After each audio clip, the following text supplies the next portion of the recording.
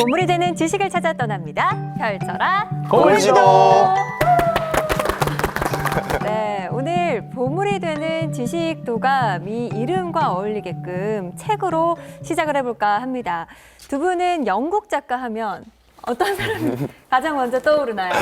첫 질문부터 죄송한데 제가 책을 읽어봤을 거라고 생각하세요? 그렇죠. 그러니까 작가 이름도 아니고 영국 작가라고 하니까. 그렇죠. 좀 한국 작가도 모르는데 제가 영국 작가를 어떻게. 그럴 수 있습니다. 아니 근데 해리포터 알잖아요. 해리포터는 알지만 보지도 않았어요. 예, 말문을 막히게 하는 답변 감사합니다. 네, 우리 경환 씨는요? 네, 저도 영국 하면 셰익스피어. 또 빼놓을 수가 셰익스피어가 없죠. 생각나고요. 네, 저도 보기와는 다르게 책을 많이 안 읽어서 많이 알지는 못합니다. 그렇구나. 알겠습니다. 보기에도 책을 안 읽게 생겼어요. 네, 뭐큰 반전은 없었습니다. 네. 들켰네. 좋습니다. 아니, 저는 또 추리소설을 좋아해서 코난 도일도 조금 오. 생각이 났었는데 오늘 이 질문에 대한 우리 선장님의 답변이 더욱 궁금합니다. 바로 모셔보도록 하겠습니다. 선장님 나와주세요. 나와주세요.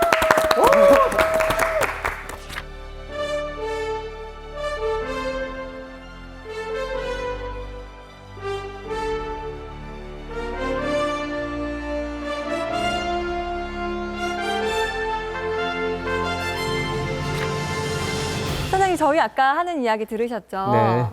우리 선장님의 대답이 사실 궁금해서 제가 여쭤본 거였거든요.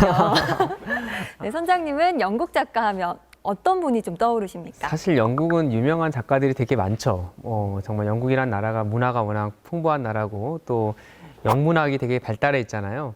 그 수많은 사람 중에 제가 오늘 여러분께 소개하고 같이 좀 나눠보고 싶은 사람은 토마스 모라는 사람입니다. 토마스 모. 토마스 모.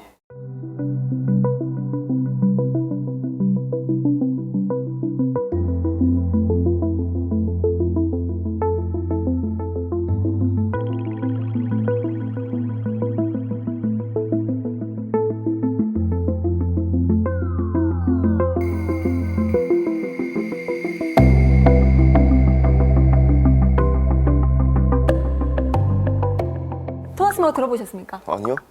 생소하십니까? 네. 어, 너무 처음 듣는데. 토마스 모가 쓴 책 중에 유토피아라는 책이 있습니다. 아마 여러분도 정말 제목은 들어보셨을 것 같아요. 맞아요. 들어봤어요. 네. 유토피아라는 얘기 우리 많이 하잖아요. 유토피아가 뭘까요? 뭐 이상고가? 지상낙원? 이상나건? 전 보지 마세요. 아니 이녹 씨에게 유토피아란 맞아. 모르겠어요. 그거 잘 생각 안 해봤는데. 혼자 그런 사는 삶? 거. 그거 좀 마음에 드는데? 제가 학생한테 너한테 유토피아는 뭐냐고 한번 물어본 적이 있었는데요. 그 학생 말로는 일단 집에 엄마가 없어야 된대요. 그리고 최신식 사양의 컴퓨터와 그리고 뭐 여러 가지 음식들이 쟁여져 있는 약간 소박한 유토피아를 꿈꾼다. 그 얘기했는데 일단 그런 곳은 좋은 곳이죠. 그 학생한테는. 그렇죠. 어쨌든 좋은 곳이니까 꿈꾸겠죠. 그런데 그런 곳은 있지 않습니다. 일단 엄마가 잘 안 나가세요. 안 나가세요. 그래서 이 방금 말씀드린 유토피아에 좀 여러 가지 좀 중요한 특징이 담겨 있는데요. 일단 이걸 얘기하기 전에 유토피아가는 뭔지 사전적 의미를 한번 알아볼까요? 생각보다 우리가 생각하는 바와 비슷합니다. 가장 바람직한 사회, 정치, 법적 체계를 가진 이상적 공동체 또 혹은 사회라고 이렇게 되어 있어요. 근데 이제 원래 유토피아라는 말은 옛날 고대 그리스 사람들이 쓰던 말인데요. 그러니까 고대 그리스 사람들은 이게 어디에도 없는 곳이잖아요, 유토피아가. 그렇지 않습니까? 홍길동이 꿈꿔도 율도국은 사실 어디에도 없잖아요. 네. 그래서 어디에도 없다. 그래서 토포스라는 말이 플레이스, 장소란 뜻이고요. 그리고 어디에도 없는 이게 오이라는 단어가 있어요. 그래서 오이토포스라고 해서 어디에도 없는 곳이라고 얘기를 했고요. 또 유토피아는 가보진 않았지만 행복한 곳일 것 같잖아요. 네. 그렇죠. 그래서 되게 행복한 곳이라는 뜻으로 에위토포스라는 용어도 썼습니다. 근데 둘 다 영어로는 유토피아예요. 그래서 토마스 모가 유토피아라고 얘기했을 때 사실 약간의 중의적 의미가. 중의적 의미가 있는 겁니다. 좋은 곳이지만 어디에도 없는 곳이다. 그런 의미가 있는 것이죠.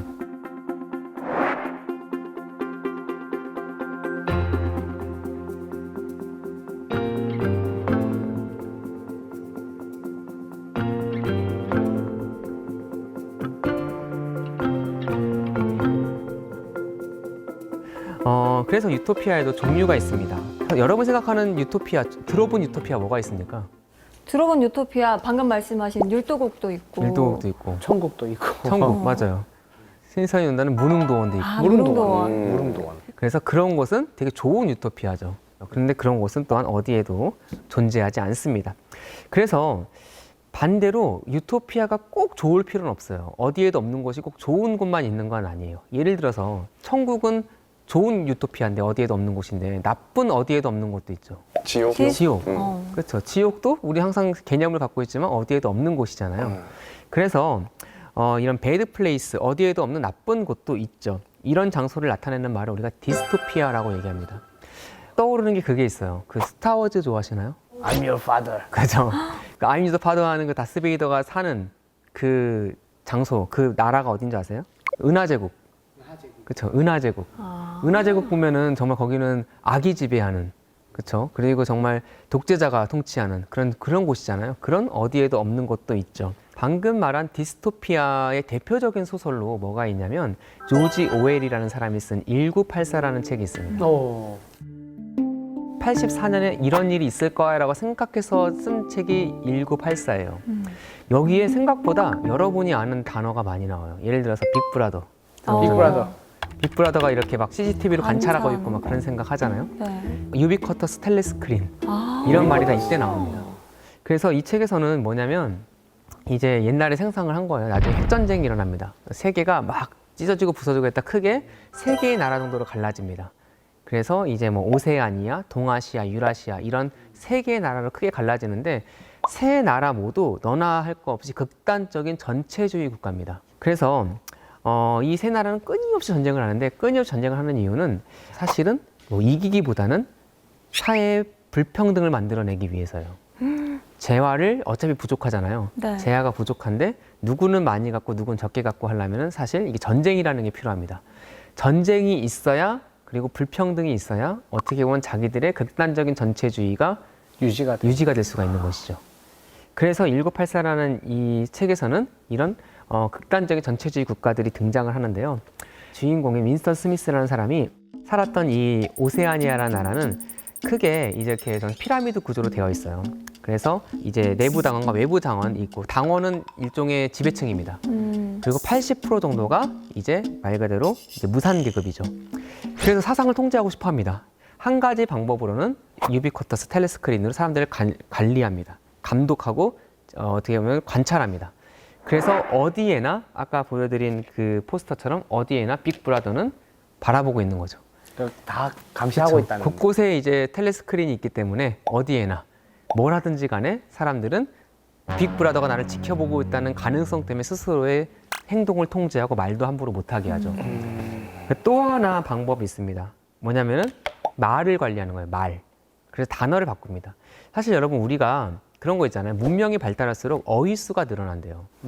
지금부터 한 5,000년, 6,000년 전에 원시인이라고 보자 할 때 옛날 우리 조상들이 사용했던 단어 수와 지금 우리가 사용한 단어 수가 큰 차이가 있겠죠. 그래서 이 사람들은 말을 자꾸 줄입니다. 일부러 통제를 말을 위해서. 줄여요. 뭐 같은 단어도 뭐 잉글랜드 사회주의자, 그 잉글리시 소셜리스트 하면 잉소 이런 식으로 줄여버립니다. 그래서 만약에 그럼 여기서 그럼에도 불구하고 체제에 대항하는 사람이 나타나면 어떻게 될까요?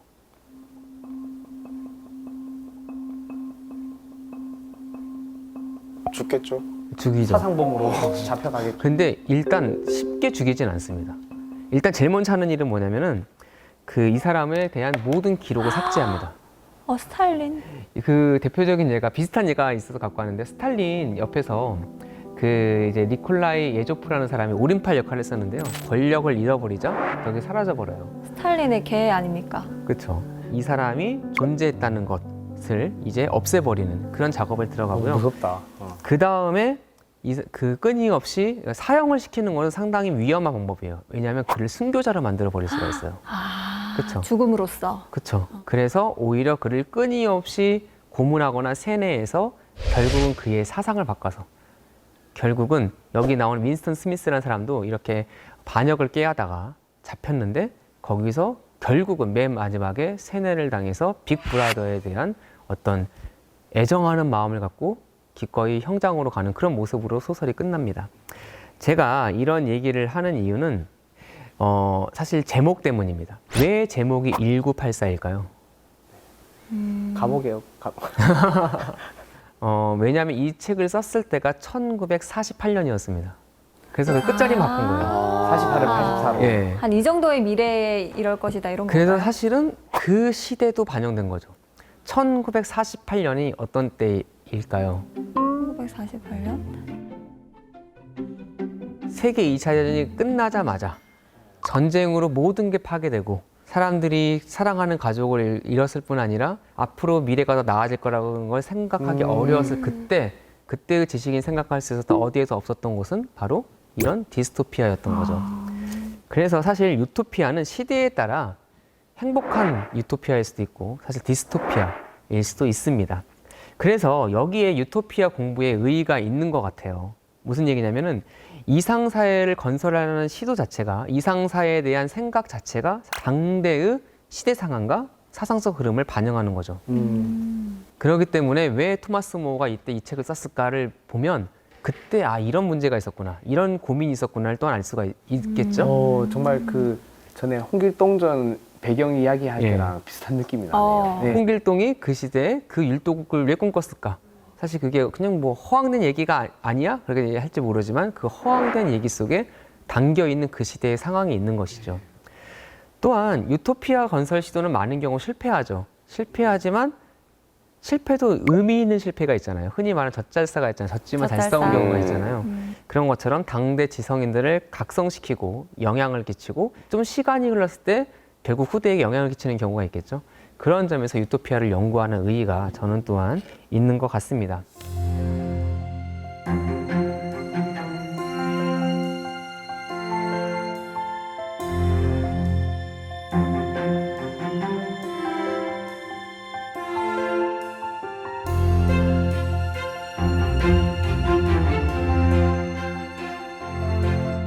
사실 고대에서부터 사람들은 꿈을 꿨거든요. 이상사회에 대해서. 그런 유토피아가 이렇게 많은데 왜 토마스 모어 유토피아인가? 그러니까요. 그게 궁금합니다. 그렇죠. 그래도 토마스 모어 유토피아는 제목은 들어보시지 않았나요? 네. 그러니까 그쵸. 뭔가 이상국가, 이상향적인 거의 대명사가 됐잖아요. 그렇죠. 일단 제목이 중요한 것 같아요. 제목 자체가 유토피아예요. 그래서 일종의 토피아계의 원조가 되었죠. 뭐 에코토피아, 무슨 뭐 저희 집 앞에 있는 세탁소 이름이 클린토피아인데 맞아요. 그런 것처럼 클린토피아. 그런 맞네요. 것처럼 네. 일종의 토피아계의 원조가 됐죠. 일단 제목을 잘 지었습니다. 그것도 중요한 것 같고요.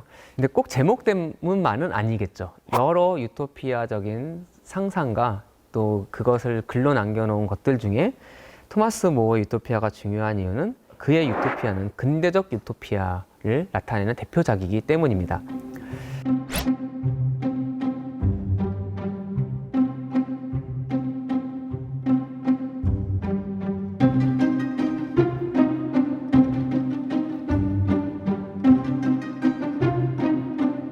근대적 유토피아라고 말을 했을 때 중세적인 유토피아가 있다는 거죠.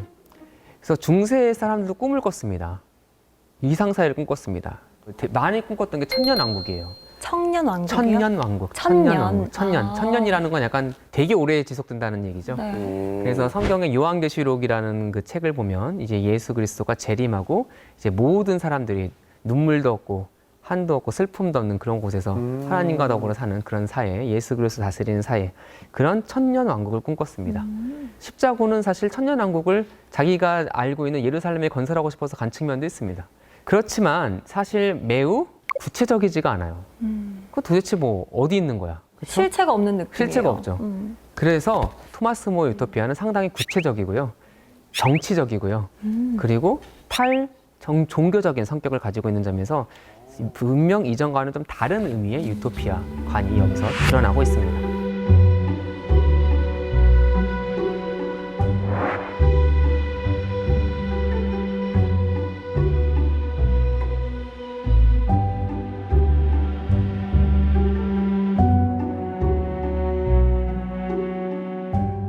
도대체 토마스 모어가 이 책을 왜 썼나를 좀 설명을 할 텐데, 그러기 위해서는 사실 토마스 모어라는 사람의 삶이 좀 중요하겠죠. 토마스 모어 직업이 뭘까요? 근데 토마스 모어가 제가 금수저라고 들었긴 했거든요. 네, 맞아요. 그 금수저라서 일을 하셨나요? 그렇죠. 직업이 되게 훌륭한 직업이 있었습니다. 어. 약간 뜻밖인데 대법관이었어요. 대법관. 대법관이요? 예. 아, 또 복 공부한 사람. 복 공부한 사람이었습니다. 어. 그래서 사실은 당대의 지성인이었거든요. 그래서 하원 의원도 했고 런던 부시장도 했고 또 하원 의장까지도 한 사람입니다. 오. 그리고 이제 또 여러 부캐가 있는데요. 저술가, 작가이라는 부캐도 있고 이건 약간 의외의 부캐인데 가톨릭 성인이기도 합니다.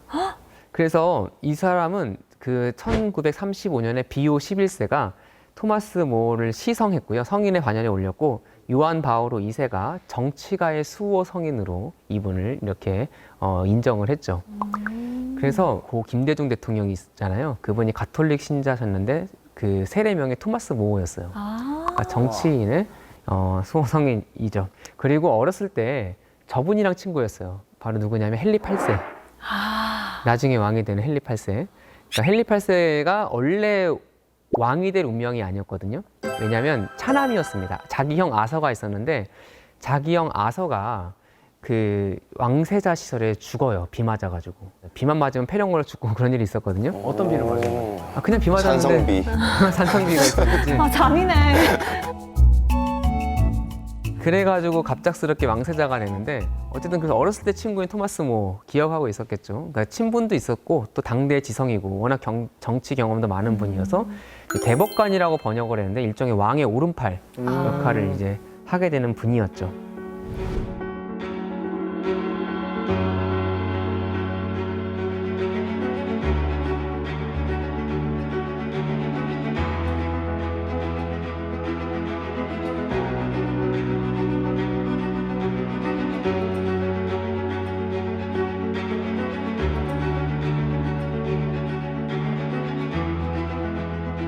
자, 그런데 이제 이분의 인생에서 가장 중요한 사건이 하나가 벌어지는데요. 그게 뭐냐면은 바로 국왕의 이혼 문제였습니다. 국왕의 이혼 문제요? 자기 이혼도 아니라 남의 이혼 그러니까. 문제가 왜 그렇게 자기한테 중요했을까요?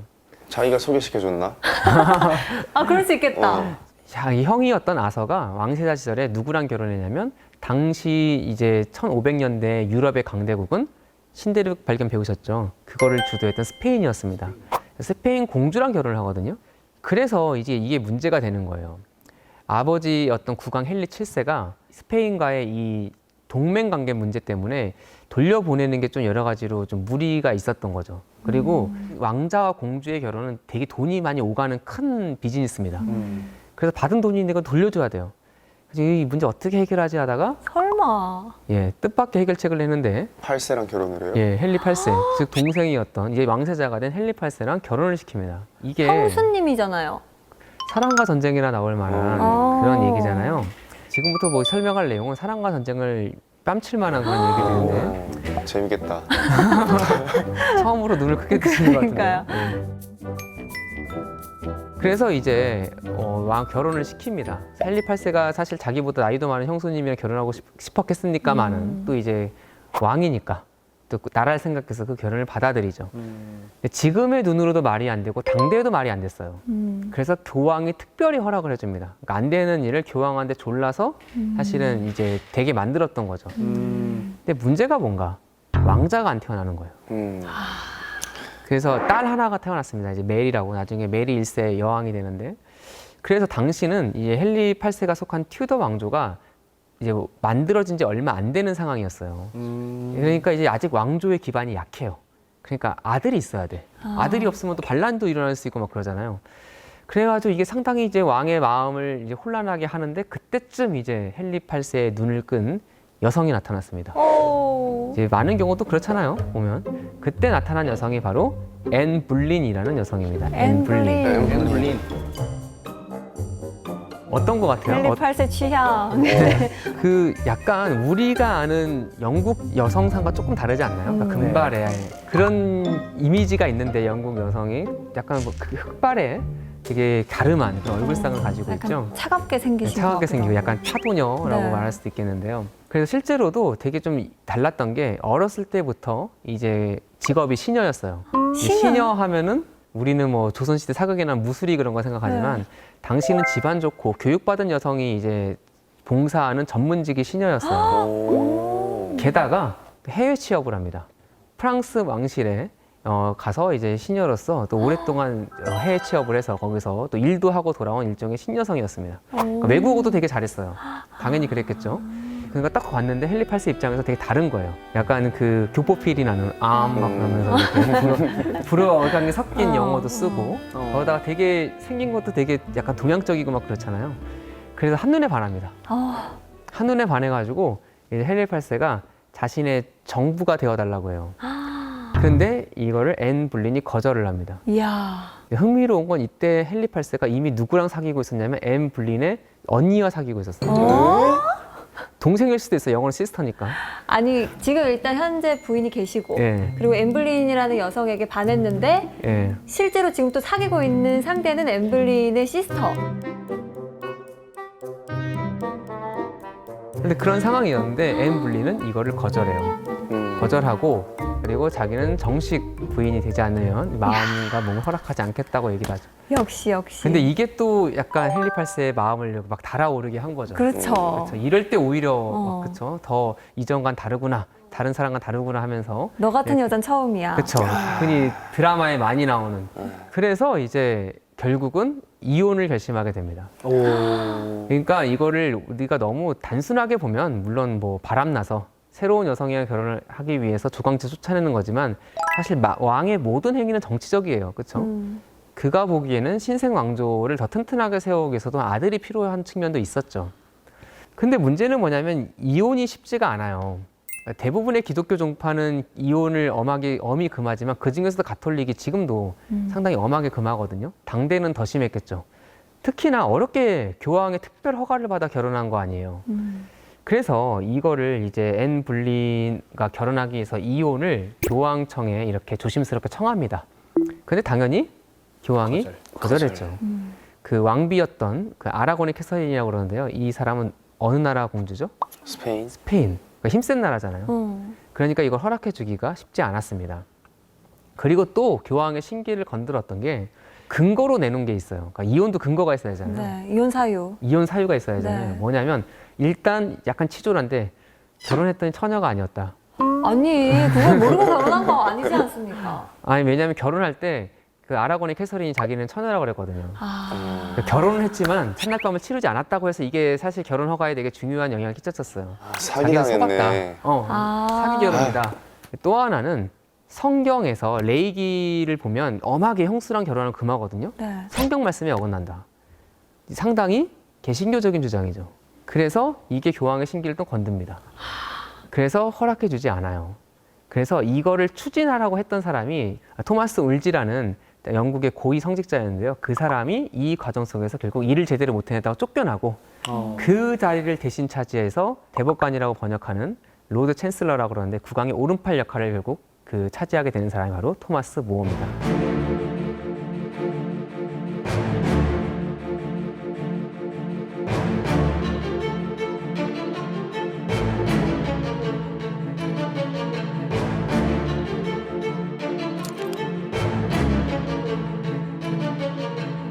이런 국면 속에서 왕의 이혼 때문에 사실은 영국에서 2인자의 자리에 오른 게 토마스 모어였지만 사실 그랬기 때문에 죽음을 당하게 된 또 다른 그 계기가 된 게 바로 이 왕의 이혼이었습니다. 그럼 왜 토마스 모어는 죽게 되었는가? 왜냐하면 이게 단순한 이혼이 아니었기 때문이에요. 네. 왜 단순한 이혼이 아니었냐면 헨리 8세 입장에서 이혼을 하려면 사실상 교황이 허락을 안 해주기 때문에 남은 방법은 뭐냐면 종교를 바꾸는 수밖에 없어요. 가톨릭 신앙을 계속 영국이 갖고 있는 한 사실은 자기는 이혼을 하는 게 거의 불가능해요. 그래서 종교를 바꿉니다. 와. 정확히 얘기하면 가톨릭 교회는 보편적인 교회라는 뜻이거든요. 그러니까 예를 들어서 뭐 잉글랜드 교회, 프랑스 교회, 독일에 있는 교회, 뭐 스페인 있는 교회 모두 가톨릭 교회 안에 있는 거예요. 가톨릭이라는 말 자체가 영어로 유니버셜과 동의어입니다. 보편적인이라는 뜻입니다. 헨리 8세는 여기서 잉글랜드 교회를 독립시킵니다. 가톨릭 교회의 수장이 누굽니까? 교황이죠. 그럼 독립된 잉글랜드 교회의 수장은 이제 국왕이라는 거죠. 그래서 수장법이라는 걸 통과시켜서 잉글랜드 교회의 가장 높은 위치를 차지하는 사람, 수의권을 가지는 사람은 잉글랜드 국왕이다라는 법을 통과시키고요. 여기서 더 나아가 수장법을 안 따를 수 있잖아요. 왜냐하면 정말 오랜 시간 동안 영국 국민들은 가톨릭을 믿었어요. 잘 안 따르겠죠. 수장법을 어기는 사람은 반역죄로 다스리는 반역법을 통과시킵니다. 아니 이혼 좀 하려고요? 네, 이혼 좀 하려고. 대단하시네. 근데 이제 이걸 이혼 좀 하려고 설명하는 게 틀린 건 아니나 제가 다시 말씀드리지만 왕의 행위는 매우 개인적이면서도 매우 정치적이죠. 그래서 다른 목적들이 다른 목적들 왕권 강화 그리고 또 당시는 종교 개혁이 상당히 또 대세이기도 했고 또 이제 교황권 독립 이런 여러 가지 수가 겹쳐서 이런 결정을 했겠죠. 그래서 지금도 영국은요 잉글랜드 국교회가 있습니다. 그 국교회가 이렇게 해서 시작이 됩니다. 사실은 이게 교회사 안에서 상당히 중요한 변화입니다. 그때까지 사람들이 교회는 하나, 교황이 많이 말했던 게 한 목자 아래 한 약물이라는 표현을 많이 썼거든요. 이제 그게 더 이상 통용이 안 돼요. 각 국가별로 교회가 독립되는 그 첫 시발점이 바로 이 헨리 8세가 했던 영국 국교회의 독립이었죠.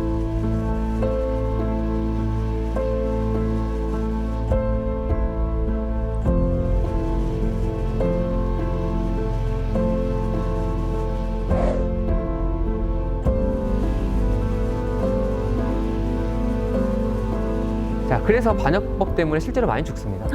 그 1532년부터 40년 기간 동안 잉글랜드에서 880명 정도가 체포가 되고 그중에 380명 정도가 이 반역법으로 처형을 당합니다. 그래서 이런 피비린내 나는 또 다른 종교적인 전쟁이 싸움이 잉글랜드에서 일어나게 됐던 거죠. 이때 이제 입장이 이제 모호해진 게 바로 모어였습니다. 입장이 모호해진 모어였는데요.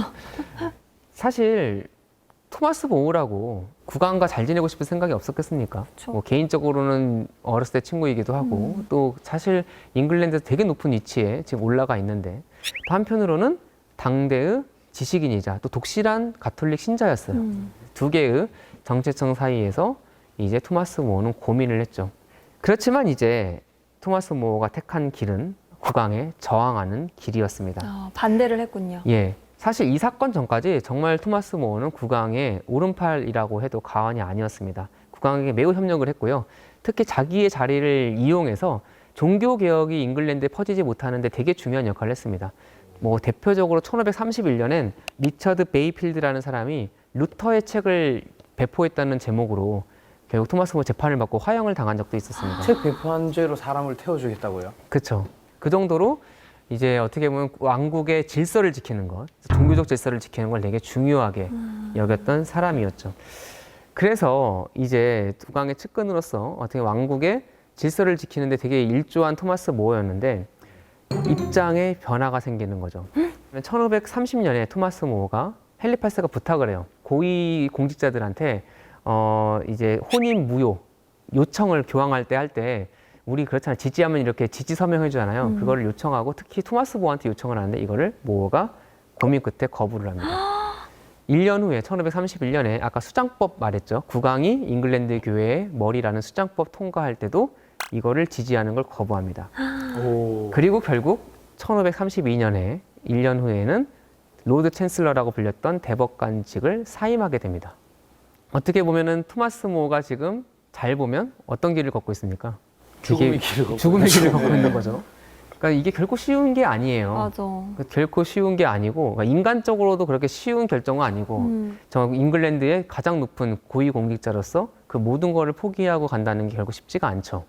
토마스 모어를 어떻게 보면 자기의 양심에 따라 신념에 따라 행동했던 근대적인 정치인으로 사상가로 우리가 볼 수도 있습니다. 근데 이걸 조금 우리가 깊이 들어가서 살펴볼 필요는 있어요. 무슨 얘기냐면은 지금 우리가 보기에 헨리 8세는 상당히 왕권을 강화한 사람이었거든요. 왕권 강화가 사실은 좋은 측면도 있죠. 국가를 통합시키고 어떻게 보면 사회 시스템을 갖추고 발전하게 되는 계기. 그리고 종교적 다양성. 이건 너무나 당연하게 좋은 거잖아요. 뭐 하나만 믿어보다는 여러 개가 있고 거기서 좋아할 일은 좋아 보이지만 당시 1500년대 초반 사람들에게 국왕이 자기 맘대로 권력을 휘두르는 것 그리고 종교적 다양성이라는 개념이 어떻게 느껴졌을까요? 약간 교황에 반하는 느낌? 상상하기 어려운. 맞아요. 상상하기 어렵죠. 어떻게 보면 교황으로 상징되는 잉글랜드가 오랫동안 갖고 있었던 교회 질서, 사회 질서를 지금 국왕이 무너뜨리고 있는 것처럼 보이게 되는 거잖아요. 그렇기 때문에 사실은 토마스 모어는 국가의 수장으로서 법과 질서를 지켜야 되는 그 국왕이 지금 종교적 질서, 정치적 질서를 지금 파괴하고 있는 것처럼 보였고 그때 그는 결국 오랜 고민 끝에 저항하는 것을 결심하게 됐다는 것이죠.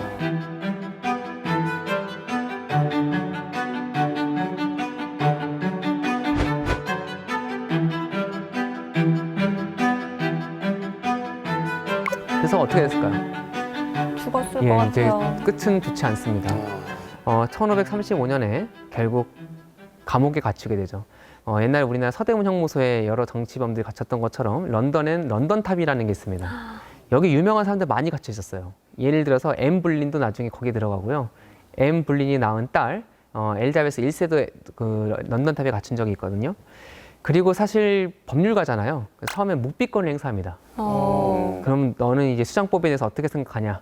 잉글랜드 국왕을 잉글랜드 교회 수장을 인정하냐는 질문에 사실 여기서는 특별하게 대답을 하지 않았습니다. 그렇게 되면 자기가 반역 형의로 걸릴 만한 거가 없어지는 거잖아요.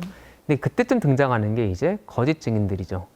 그래서 토마스 모어가 국왕을 폄하하고 잉글랜드 교회 수장으로 인정하지 않는다는 걸 증언하는 거짓 증인들이 등장을 해서 결국은 토마스 모어는 이제 유죄 판결을 받게 되고 그리고 이제 사형을 당하게 됩니다. 그래서 이제 우리가 보는 것처럼 양심을 지키기 위해 신앙을 지키기 위해 죽은 사람이어서 당대도 존경을 받았고 또 가톨릭 교회의 성인으로 이렇게 인정을 받게 되었죠. 그러면 뭐 조금 뭐 얘기를 마무리하는 의미로 앤 불린은 어떻게 됐을까요? 그 차도녀 엠블린요? 네. 풀려났을 것 같은데요. 앤 불린은 아까 결혼 직전까지 얘기했잖아요. 그러니까 네. 이렇게까지 해서 결혼을 합니다. 결혼해요. 결국 잉글랜드 교회가 독립하고 종교 개혁이 일어나고 그리고 이제 결혼을 하고 그리고 약 3년 정도 잘 지냅니다. 그런데 문제는 뭐냐면 앤 불린도 아들을 못 낳아요. 여러 번 사산을 하고 또 이제 이때 유일하게 낳았던 딸이 영국 사람들이 지금도 존경하는 엘자베스 1세 여왕이죠. 근데 이제 그건 나중에 존경하게 되는 거고 헨리 8세는 전혀 반가워하지 않았습니다. 헨리 8세 입장에서도 왜 이혼했어요? 그 난리치고 왜 이혼했어요? 아들을 봐야 아들이죠. 되니까. 근데 아들을 못 낳았잖아요. 네. 그래서 점차 이제 멀어지고 둘이 또 많이 싸우고 또 그럴 때쯤 누가 나타납니까? 또 시스터. 다른 여인이 또 다른 나타나죠. 여인이 나타나죠. 네. 그래서 제인 시모라는 또 다른 시녀한테 반해서 또 나중에 결혼을 하게 되고요. 그 이 과정에서 결혼하려면 또 죽여야 되잖아요. 그래서 앤 불린은 뭐 근친상간이니 간통인 이런 말도 안 되는 혐의를 또 씌워가지고 결국 런던탑에 갇혔다가 또 이제 앤 불린도 이제 처형을 당하게 됩니다.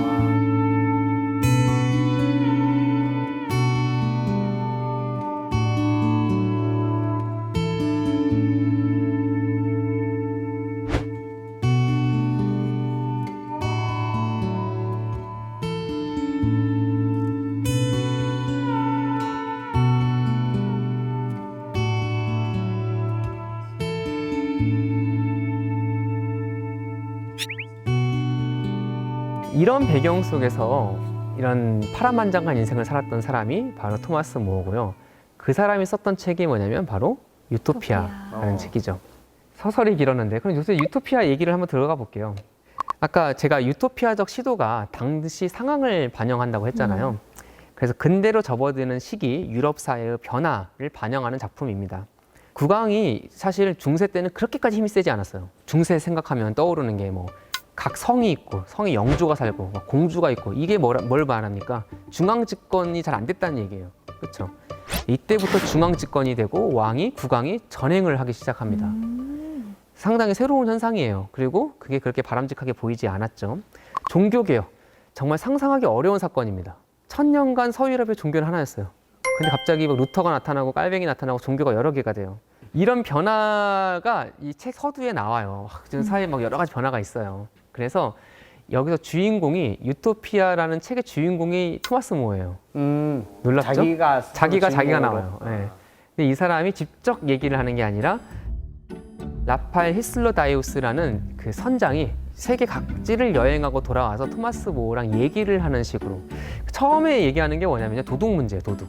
혹시 여러분 도둑 당해 보신 적 있으세요? 도둑 이렇게 도둑 해본 적 도둑 해봤어요? 해봤다고요? 당해본 적 있냐는 네. 말씀이시죠? 둘 다 없습니다. 다행히도 제가 도둑질을 하지도 당하지도 다행히 없는데 있으십니까?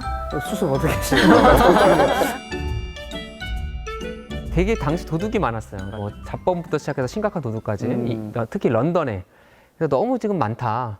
어제만 해도 당시는 법이 엄했습니다. 도둑질에서 교수형 당한 사람이 뭐 20명 가까이 됐다. 도둑질했는데 교수형을 당한다고요? 예. 그래서 이제 그런 상황이라는 걸 막 한탄을 해요. 토마스 모어랑 라파엘이. 그러면서 왜 이렇게 도둑이 많을까? 도둑이 많은 이유는 솔직히 처음부터 나쁜 사람이 있겠습니까? 부족? 그렇죠. 그런데 그러면 이제 왜 도대체 먹고 살기 힘들까? 이제 그런 얘기를 하는 거예요. 그 얘기할 때 나오는 게 이제 인클로저입니다. 인클로저라는 게 이제 뭐냐면요. 영국을 가보시면은 제가 보기에 영국이라는 나라는 참 재밌는 게 런던 빼고 거의 시골이에요. 예, 되게 푸르러요, 땅이. 그리고 정말 농지가 많고 양도 진짜 지금도 뛰어다니고 막 그럽니다. 런던 벗어나면. 근데 저기 잘 보시면 저 푸른 녹지에 이렇게 담이 있는 거 보이시나요? 중간중간에 좀 예, 나눠져 그쵸? 있는 거야? 예, 저런 담이 옛날부터 있었던 건 아닙니다. 중세 때는요, 소유권 개념이 그렇게 발달하지 않아서 그래서 너희 집 땅 어디까지야? 그러면 저기 보이는 미루나루부터 저기 보이는 우물까지 뭐 그런 시기였어요. 그러니까 사실 빈 공간도 있죠. 여기서 가난한 사람들이 농사도 몰래 짓기도 하고 또 이제 어쨌든 농민들이 자기 땅을 갖고 있거나 아니면 이렇게 차지한다고 해서 땅을 빌려서 농사 짓기도 했죠. 그런데 한 14, 15세기 정도 되면서 사람들이 농민들을 쫓아내고 양을 키우기 시작합니다. 양이요? 예. 갑자기요? 모직물 산업이 발달을 해요. 양모. 예. 그리고 영국은 그냥 뭐 밀 같은 거 키우는 것보다 훨씬 더 이제 이익이 되는 거죠. 수입이 좋았군요. 그럼요. 양 키우는 게. 그래서 거기도 한마디로 생존을 위한 농업에서 약간 상업적 농업으로 바뀌게 되는 과정이 일어난 거죠. 그런데 양은 특징이 있어요. 가만히 냅두면 자꾸 딴 데를 가요. 귀여워요. 그렇죠. 귀여울지 모르나 주인 네. 입장에서는 속이 타죠. 자꾸 얘가 딴 데 가 있고 막 옆집에 가 있고 조금 땅 있고 저기 조금 땅 있고 하는데 이걸 모아가지고 자기 땅을 한 곳으로 모으고 담을 칩니다. 이거를 담을 친다. 인클로저라고 하는 거예요. 인클로저. 인클로저. 담을 치는 거죠. 그럼 어떤 결과가 생길까요? 거기 틈새 시장을 노리던 소장농 같은 분들이 맞아요. 다 쫓겨나올 것 같아요. 그렇죠. 이제 그 몰래 농사 짓던 사람들도 소작농들 다 쫓아내버립니다. 그리고 거기선 사람이 아니라 이제 양이 살게 되는 거죠. 그럼 그 사람들은 어디로 갈까요? 도둑이 됐군요. 그렇죠. 쫓겨나니까 갈 데가 없으니까 도시로 점차 몰리게 되는 거죠. 그러니까 도시 입장에서 인구가 갑자기 늘어나는 거고 네. 주거 공간이라든가 일자리 같은 게 당연히 충분하게 없었겠죠. 그럼 가족을 데리고 온 그 사람들은 결국 뭘 하게 될까요? 도둑질이라도 도둑질을 하게 되는 해서. 거죠. 그래서 인클로저 운동은 큰 틀에서 보면 참 몇백 년에 걸쳐 일어나는 사건이고 큰 틀에서 영국 경제 발전에 도움을 줬습니다. 이 농업 분야에서 한마디로 상업적 농업을 하면서 부가 쌓여요. 이 부를 갖고 산업혁명이 일어났을 때 산업혁명을 쓸 수 있는 일종의 부의 축적이 있었던 거죠. 이걸 우리가 자금. 시초 축적이라고 그러고요. 또 하나 산업혁명이 일어났을 때 노동자가 필요하겠죠. 공장에서 네. 일을 하려면. 잠재적인 노동자 계층이 사실은 이때 생겨난 거죠. 그래서 거시 경제적으로 보면 인클로저는 상당히 뭐 나쁜 거라고 할 수는 없고 오히려 좋은 거라고도 얘기할 수 있겠으나 그 과정 속에서 너무나 많은 사람들은 희생되고 고통을 당했던 거죠. 그래서 되게 유명한 말인데 토마스 모 유토피아의 서두에 이런 말이 나오죠. 이제는 양들이 욕심 많고 난폭해져서 사람들까지 잡아먹는다. 자, 그러면 이런 문제를 어떻게 해결을 해야 될까요? 사실 재화라는 게 사람을 행복하게 만들기 위해서 우리가 재화를 축적하는 건데 재화 생산 때문에 사람들이 죽어가고 있어요. 참 안타까운 현상이죠. 아이러니하네요. 아이러니하죠. 그래서 사실 토마스 모어는 여기서 뭐가 문제냐면은 부족한 재화를 일부가 가져가는 현상이 문제다. 그래서 결과적으로 이 개인의 재산 소유, 사적 소유가 문제다. 사적인 재산 소유가 문제다라는 생각을 하게 되는 거고, 그리고 사유 재산이 사라지지 않는 한 이제 재화의 정당한 분배는 불가능하다라는 생각이 드는 거죠. 근데 여기서 문제가 있습니다. 만약에 사유 재산이 사라진다면 그 사회는 어떻게 될까요? 그 사회는 그냥 전체주의? 그냥 사회주의. 사회주의 같은 그런. 재산이 사라지면 일단 아무것도 안 할 것 같은데. 그렇죠. 재산이 사라지면 가만히 내가 있어서 주니까. 죽어라 이래도 그게 내 거가 안 된다면은 정말 유무가 노동 안 의욕이 되니까. 생기지가 않죠. 음. 그게 개인만 문제가 아니라 사회 경제적으로도 분명히 문제가 되겠죠. 또 어떻게 보면은 이제 당시 사람들은 또 어떻게 생각했냐면 만민이 만약에 사회재산이 없어지고 평등해진다면 결국 질서가 무너질 거다라는 생각도 하게 됩니다. 그래서 이런 얘기들을 나눠요. 이런 맥락 속에서 이제 라파엘이라는 그 선장이 근데 이거 좀 참고할 만한 나라가 있어. 한번 우리가 같이 볼까? 제시하는 게 자기가 옛날 대양 항해를 하면서 어딘가에서 보고 왔다는 그 유토피아입니다. 그래서 이제 유토피아에 대한 설명을 시작을 하죠.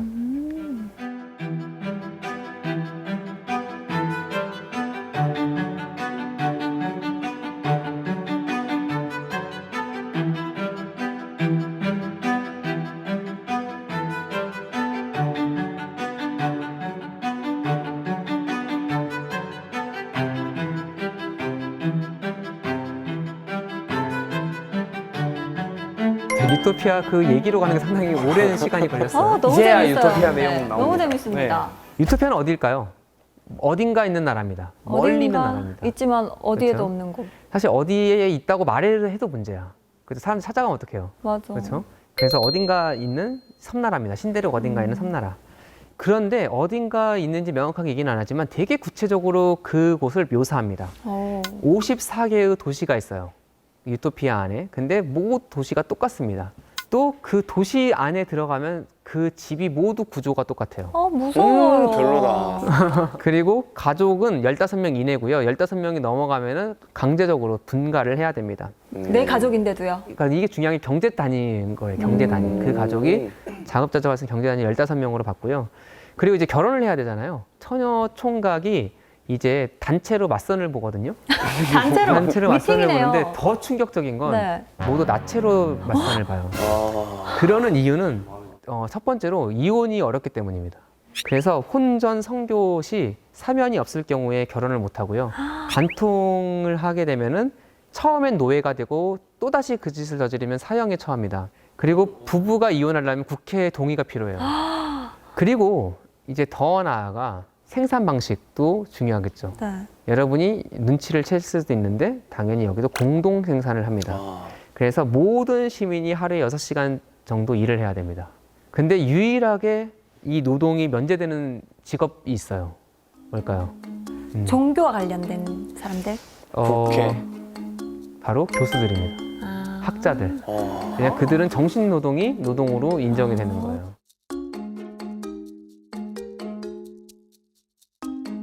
그럼 유토피아 계셨으면 안 저는 하셨겠네요. 거기서는 이제 일 안 하고 근데 문제는 뭔가 문제는 뭔가 그럼 만약에 학자가 성과를 못 내면 어떻게 될까요? 그러면 일해야 바로 돼. 일해야 회사에서 돼요. 일하는 거죠. 네, 그래서 많은 대학교에서 지금 이 제도를 도입할까 지금 고민한다는 얘기를 들은 적이 있어요. 이렇게 하는 이유는 뭔가? 도대체 뭘 위해서? 도둑 없애려고. 도둑 없애려고요? 불평등을 없애기 위해서. 불평등을 없애기 위해서. 불평등을 없애는 거에서 한 발자국 더 나갑니다. 공동 생산에서 공동 분배하는 걸 넘어서 사실은 이 사회의 시민들은 지적인 쾌락을 추구하는 그런 사회에 살고 있습니다.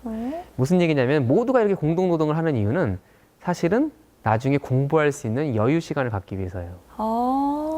물질적 평등을 넘어서 그것보다 상위에 있는 그런 가치인 지적인 쾌락을 이제 사람들에게 주기 위함이죠. 그래야지 사람들에게 공부할 시간이 생기고 실제로 이 나라에서는 노동이 끝나고 모여서 마을 회관 같은 데 모여서 모든 시민들이 교양 강의 듣고 그리고 공부하는 그런 것이 일상화되어 있습니다. 그래서 이제 보셔서 알겠지만 상당히 전체주의적인 성향이 네. 보이죠. 개인의 자유, 개인의 어떤 독특한 그런 것들이 전혀 존중받지 않는 사회죠. 근데 꼭 토마스 모 아니어도요. 많은 유토피아관이 이런 모습이 좀 보입니다. 뭔가 유토피아가 그 낙원 같지가 않고 무슨 수용소처럼 소용소용 느껴지죠. 예, 느낌이 나네요. 군대인데 군대. 그렇죠. 거의 군대죠. 사실 토마스 모어만 이렇게 그린 게 아니라 많은 유토피아관이 약간 전체주의적 성향이 있어요. 플라톤이 그렸던 그런 유토피아도 그러니까 철학자의 지도하에 시민들이 철저하게 교육받고 훈련되는 그런 사회를 그렸었죠. 그래서 K 포터라는 학자는 유토피아가 일종의 전체주의적 설계라고 이렇게 해석을 한 바도 있습니다. 왜 그럴까 생각을 해보면 유토피아는 기본적으로 사회 프로그램이에요. 사회, 공동체의 개선 프로그램입니다. 그거 아세요? 그 제가 아까 서두에 저희가 만났던 학생이 너에게 유토피아가 뭐니? 나는 틀어박혀가지고 그냥 3박 4일 게임만 하는 게 유토피아라고 했잖아요. 네. 걔는 아무리 노력해봤자 사회를 기억하지 못합니다. 그런 애들 우리가 덕후라 그러죠. 그렇죠? 그런데 뼈 때리지 만약에 마세요. 그런 애들이 30명이 모여있다. 네. 그러면 그런 게임 매니아들의 네. 유토피아인 거예요. 그렇네요. 유토피아는 어떻게 보면 공동체를 대상으로 하는 프로그램이기 때문에 이 전체를 위한 계획, 이거 자체가 사실은 개인의 자유, 개인의 독특성이 부정당할 가능성이 내포되어 있는 거잖아요. 그래서 꼭 토마스 모 유토피아가 아니더라도 다른 유토피아 간에서도 이런 전체주의적 성향을 많이 나타납니다.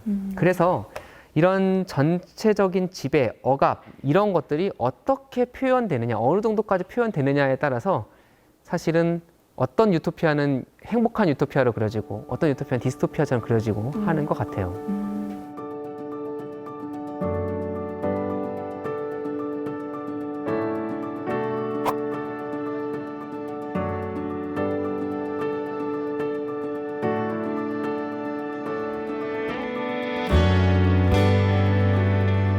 재밌게 들으셨죠? 네, 네. 너무 재밌어요. 토마스 모 유토피아는 실제로 책을 읽어도 그냥 넘어갑니다. 그리고 두껍지 않고요. 얇은 책 좋아하거든요. 아. 그림 많고. 그림이 많지는 않은데 그래도 꽤 재밌게 넘어가고 중간중간 사파도 꽤 재밌어요. 그런데 이제 뭐 이 책이 그럼 재밌게 넘어가는 책이어서 중요한가? 이제 그건 아니겠죠. 근대적 유토피아의 특성이 보이기 때문에 이 역사적인 중요성을 갖는다고 말할 수가 있겠습니다. 근대적 유토피아를 뭔지를 얘기하기 위해서 중세적 유토피아의 특징을 얘기해야겠죠. 뭐 예를 들면 그런 거예요. 중세에는 천년왕국 운동이 많았습니다. 8세기에 알데베르라는 사람은 처음에는 정말 빈민들의 성자처럼 여겨지다가 나중엔 자기가 메시아라고 그랬어요. 그래가지고 스스로 메시아라고. 네, 또 그들의 공동체를 만들고 또 그 아시죠? 그 다음에 또 여러 가지 문제가 생기고 그 다음에 11세기 브레타뉴의 에온이라는 사람도 자기를 자칭 메시아로 택한 바가 있었죠. 당대에도 일반 민중의 버전에서 이 유토피아를 추구하던 사람들이 많았어요. 그런데 끝이 좋진 않았죠. 우리가 흔히 한 1500년대부터 근대라고 얘기하는데 이건 우리의 생각이고 너무 현대적인 생각이고 당대인들에게는 중세와 근대가 막 혼돈된 세계예요. 상황이에요. 과도기죠, 일종의. 그래서 당대에도 이런 모습들이 많이 나타났습니다. 모호가 살던 시대는 칼로 무자르듯이 명확하게 어제까지는 중세, 이번부터는 근대 이런 게 아니에요. 네. 중세 근대적 요소가 혼재된 그런 시기와 사회였죠. 그래서 사실 토마스 모는 이런 시대 속에서 이제 영국 사회가 나가야 될 바, 즉 근대 사회가 어째야 되는지를 사실은 그는 보여주었던 것이죠. 토마스 모어는 여전히 대중이 중세적 천년왕국 운동을 지속하는 상황 속에서 구체적인 교육 프로그램이 있고 이성과 법이 지배하는 그런 사회를 제시했습니다. 그리고 아까 말씀드렸듯이 이는 당시 여러 유토피아를 관통하는 특징입니다. 프랑스와 라블레라는 사람이 비슷하게 1543년에 모어보다 약간 늦게 유토피아 관련 책을 쓰는데요. 제목이 가르강티아와 팡타그리엘인데 텔렘스톤이라고 해서 그러니까 이 소원을 어떻게 만들 것인가 되게 구체적으로 막 그 계획들이 나와요. 또 조나단 스위프트는 걸리버 여행기를 쓰죠. 오. 걸리버 여행기 잘 보면 이것도 유토피아잖아요. 거인국 소인국. 그렇죠. 오. 릴리퍼트라는 소인국. 그리고 심지어 떠다니는 나라도 있어요. 그 나라 이름이 뭔지 아세요? 공중에 떠다니는 예, 뭔데요? 아실걸요? 라프타. 라프타. 라프타. 천공에서. 일본 애니메이션. 예, 그것도 그냥 갖고 온 게 아니라 여기서 갖고 온 거죠. 그래서 잘 보면 잘 생각해 보면 이 당시에 이런 소설들이 많이 나온 이유가 또 있는 거죠. 그래서 상당히 구체적인 사람 언제나 꿈을 꿔요. 유토피아 책을 써야지 한 건 아닐 수도 있어요. 하지만 이 당시 근대적 지식인들이 꿈을 꿨을 때 상당히 자세하고 구체적으로 이렇게 그 당시 꿈을 꾸고 그렸던 것은 분명 중세와 구별되는 특징입니다.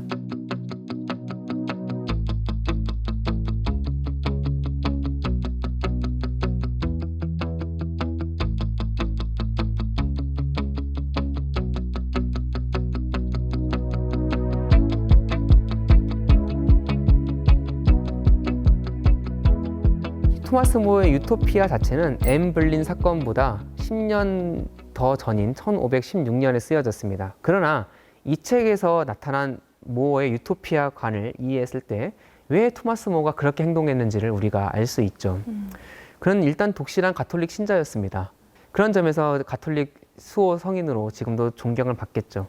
하지만 동시에 엄정한 법, 철학, 교양, 민중의 그리고 민중을 교화할 책임을 느낀 그런 근대적 이상국가를 지향하던 사람이기도 했습니다. 그런 그의 꿈이 유토피아라는 책에서 나타나고 있는 것이죠. 그가 살았던 시기는 오히려 종교개혁의 영향으로 민중의 유토피아 건설 시도가 활발하게 나타나던 시기입니다. 그래서 그는 국왕 헨리 8세가 전례를 깨고 전행을 일삼고 종교적 질서를 파괴할 때 오히려 사회 질서를 수호해야 될 국왕이 사회적 종교적 질서를 깨트리는 방향의 그런 일을 벌일 때 여기에 따를 수 없었던 것이죠. 그를 죽음에 이르게 한 것은 분명 신앙이었습니다. 그러나 여기에 그가 느꼈던 지식인으로서의 양심, 책임 이 또한 더해졌을 때 그는 결국 신교자의 길을 가는 것을 선택했던 것 같습니다. 이렇게 토마스 모어의 종교관과 더불어 유토피아관을 종합해 봤을 때 이 지식인이 왜 죽음으로 가는 길을 택했는지를 우리가 종합적으로 이해할 수 있을 것 같고요. 또 여기에 우리가 근대적인 유토피아관이 이런 거구나 또 알 수 있는 그런 실마리들이 있는 것 같습니다. 좋습니다. 오늘 그 고전 유토피아와 함께 그 당시 영국의 역사까지 살펴볼 수 있는 시간이었는데 선장님, 그렇다면 오늘 강의 딱 한마디로 정리를 해주시죠. 꿈꾸는 거는 의미가 있습니다. 많은 경우 안 이루어지죠. 그러나 꿈꾸는 것 자체도 의미가 있고 또 꿈을 꿨기 때문에 무언가 해보는 것 자체가 의미가 있고 생각보다 또 이루어지는 경우도 있습니다. 그래서 우리 모두 꿈을 꾸는 그런 사람들이 됐으면 좋겠습니다.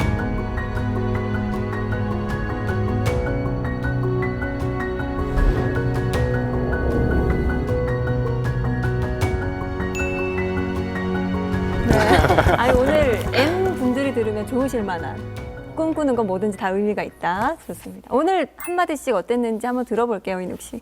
유토피아라는 게 사실 이게 좀 약간 꿈이잖아요. 말씀하신 것처럼. 그래서 너무 상상 속에서 행복한 것만 생각했는데 또 이렇게 다 똑같이 해야 되고 한다는 생각을 하니까 꼭 유토피아가 좋은 것만은 아닌 것 같기도 해가지고 그렇죠. 그냥 현실을 살아가려고. 나름 심오한 답변이에요. 네. 근데 신기한 게 저는 생각이 좀 비슷했습니다. 사실 아까도 말했지만 유토피아라고 생각했을 때 뭔가 문제가 또 있을 수 있기 때문에 저는 지금 살아가는 이 복잡한 세상 자체도 보는 관점에 따라서 그냥 유토피아라고 생각할 수 있지 않을까. 그럼 모두가 다 일률적이 필요 없고 모두가 다 다른데도 그 안에서 다 각자 행복을 찾고 빛을 발할 수 있으면 이것도 유토피아다. 오늘 정말 이 유토피아에 대해서 한 발자국 더 다가갈 수 있는 시간이었습니다. 오늘 이렇게 선장님 덕분에 또 하나의 지식도감 완성해 봤고요. 그럼 다음 주도 지식강에 떠나보도록 하겠습니다. 외치면서 끝내볼게요. 다음 주에도 찾아라 보물지도!